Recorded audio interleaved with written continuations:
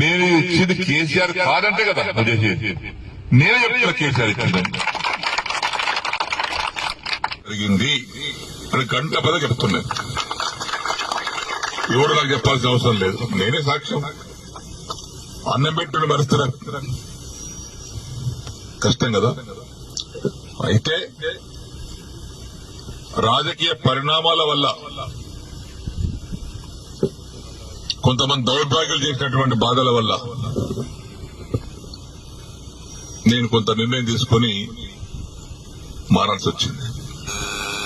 అన్ని హామీస్తున్నా 6 మాసాల్లో కూడా పూర్తి చేస్తాను. ఇవన్నీ కడువ కప్పుకున్నా. ఆ కడువ కూడా జాతీయ కడువ కప్పుకున్నా. నయమైంది. ఈ కోర్టు కేసులు ఉన్నాయి మా మీద కోర్టు కేసులు నడుస్తున్నాయి.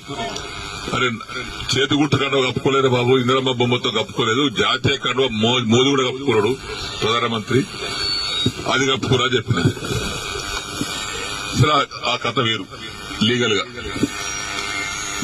ఇప్పుడు ఈ పరిస్థితిలో మనం ఇక్కడ ఆగినాం.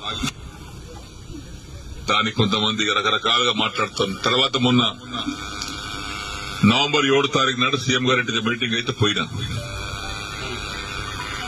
అందరు ఎమ్మెల్యేలకు మాట్లాడుతుంటే మాకు కూడా తెలిసాడు.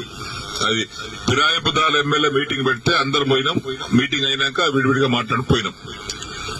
పొంగులేటి శ్రీనివాస్ రెడ్డి కూర్చున్నాడు, బట్టివి కూర్చున్నాడు ఆయన పొలిటికల్ ఆ ఛాంబర్లో. నేను పోయి శ్రీనివాస్ రెడ్డి రేవంత్ రెడ్డి గారు లేచాడు, కూర్చోసేనని అన్నాడు.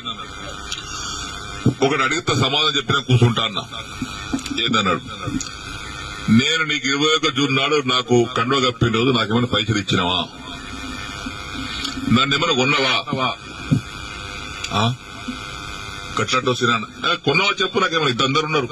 నన్ను ఏమన్నా నా ఎమ్మెల్యేషిప్ కొన్నావా, నన్ను కొన్నావా చెప్పు. నేను అమ్ముడు పోయినా నీకే చెప్పినా. లేదు, పోలేదు, ఇయ్యలేదు. దేనికోసం వచ్చినా? ఈ సమస్యల కోసం వచ్చినా. ఏమైనా అయిందా? ఏం కాలేదా? ఏమైంది? 100 కోట్లు ఎస్డీఎఫ్ ఉంటే 30 కోట్లు ఇచ్చారు. తర్వాత బంద్. దగ్గర 70 కోట్లు డబుల్ బెడ్రూమ్ ఉంటే 20 కోట్లు ఇచ్చి 25 కోట్లు ఇచ్చి 45 కోట్లు ఇవ్వాలి. బంద్. పనులన్నీ పేమెంట్ లేక ఆగిపోతున్నాయి. ఆ కాంట్రాక్ట్ పని చేయమంటే పేమెంట్ ఇవ్వమని అంటున్నాడు. దవాఖాన బాన్సుడు బంద్ అయింది. కోర్టు బంద్ అయింది. సిద్ధపరిచారు వారి కాంట్రాక్ట్ 40 కోట్లు ఇవ్వాలి, వాడు బంద్ చేసిండు. వీటి కోసం వచ్చినాయి కదా నేను. లేదా బట్టి గారు సీనన్న దగ్గరికి ఇలా లిస్ట్ మొత్తం తీసుకోండి, ఆ లిస్టు తీసుకొని 2 సార్లు ఇచ్చేయండి, ఒకసారి కాదు కానీ. ఇక పొంగులేటి గారు ఆ లిస్ట్ తీసుకోండి, 2 సార్లు మీరు ఇచ్చేయండి. ఇచ్చిన తెల్లారి ఫోన్ చేస్తే బట్టి లేవట్టాడు, పొంగులేటి లేవట్టాడు. ఏమని చెప్పుకోను నేను. మళ్ళీ అసెంబ్లీ జరుగుతుంది. జనవరి 4 తారీఖు నాడు ఆ ఛాంబర్ లోపలి తీసుకుపోయి మీరు చెప్పారు కానీ బట్టి ఇవ్వలేదు, పొంగురెడ్డి ఇవ్వలేదు, నాకు రూపాయి ఇవ్వలేదు. రూపాయి ఇవ్వలేదా? ఇవ్వలేదు. వేం నరేందర్ రెడ్డి గారు బయట పిల్లలను పిలిచాడు. ఏమన్నా సీనన్న బాధపడుతున్నాడు, అది ఇంకా పేమెంట్ కాలేదట, నువ్వన్నా మార్చిలో కూడా 3 విడతలు ఇప్పి. సరే ఆయన తీసుకుని ఆయన వెళ్ళిపోయాడు. తెల్లారు వేం నరేందర్ ఫోన్ చేస్తే ఆయన లేపడు. 50 సార్లు చేసిన, ఒకసారి కాదు 50 సార్లు లేపడు. మళ్ళా మొన్న మార్చి అసెంబ్లీలో జరుగుతుంటే మళ్ళా పోయారు ఛాంబర్. మన అసెంబ్లీలో కూర్చున్న సీటు డబల్ ఉంటుంది. ఆయన చెప్పిన ఏది కాలేదండి.